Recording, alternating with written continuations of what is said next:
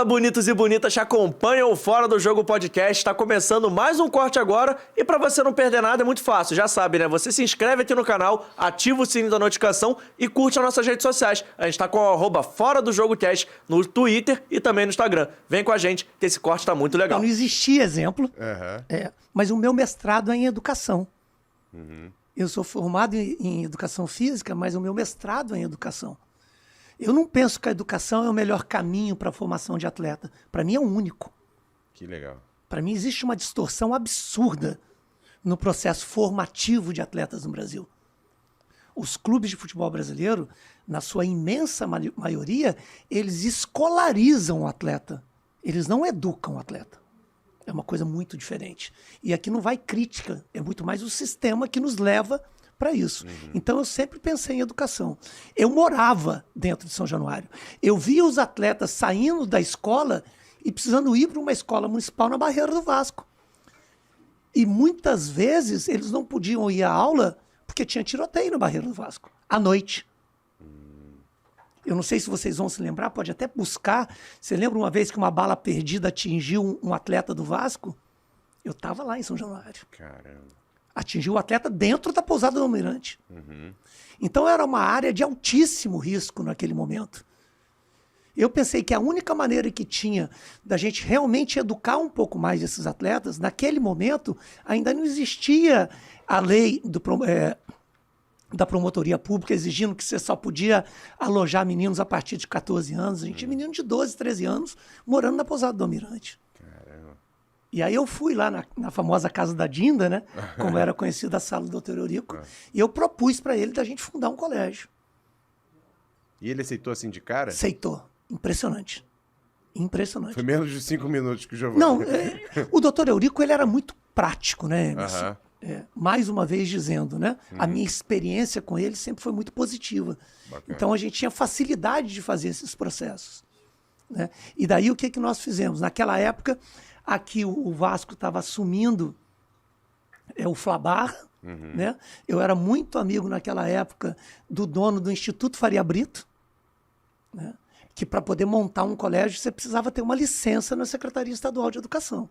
Né? O Tom, querido amigo, e ele nos ajudou nesse processo inteiro. Inclusive, eu lamento muito, porque eu tinha todas essas fotos quando a gente cortou a faixa inaugural do Colégio Vasco da Gama, de um lado o Dr. Eurico Miranda, do outro Tom, na época dono do Instituto Faria Brito.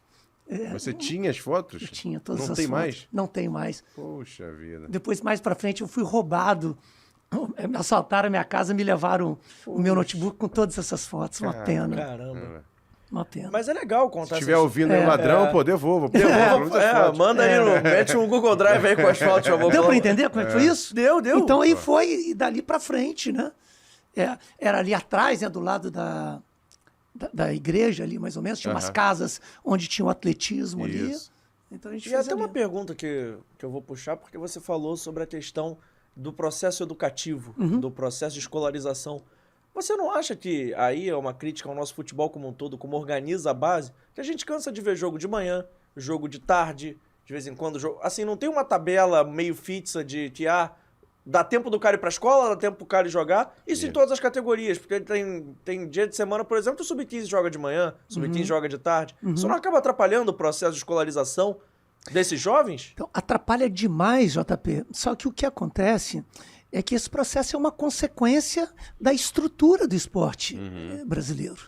Eu falo, o nosso esporte, e por consequência o futebol, ele cresceu ancorado em pilares muito frágeis. Nós não temos o pilar da educação, ou seja, o esporte não está ancorado na educação. Não. Né? As universidades do Brasil não têm equipes competitivas. Nenhum. Né? O esporte competitivo do Brasil não está ancorado em políticas governamentais, infelizmente. Né? A gente tem visto agora nos últimos anos um pouco de melhoria, mas mesmo assim para esportes olímpicos, né? Através do Exército, da Marinha, da Aeronáutica, um pouco mais voltado para isso. E o esporte brasileiro não cresceu em cima do profissionalismo, das ligas. O esporte brasileiro ele cresceu em cima de clubes sociais, que a maioria deles não tinha nem o futebol como seu principal esporte. A chegada do futebol nesses clubes sociais engoliu as outras modalidades, né? Mas foram sempre ancoradas pelos estatutos. E depois a gente começou a criar as federações e as confederações de esporte, que infelizmente não pensaram no processo educativo dos atletas na sua formação. Você pode ver que os esportes olímpicos, por eles não terem se transformado em profissionais no século passado, né? Porque o futebol é profissional desde 1930.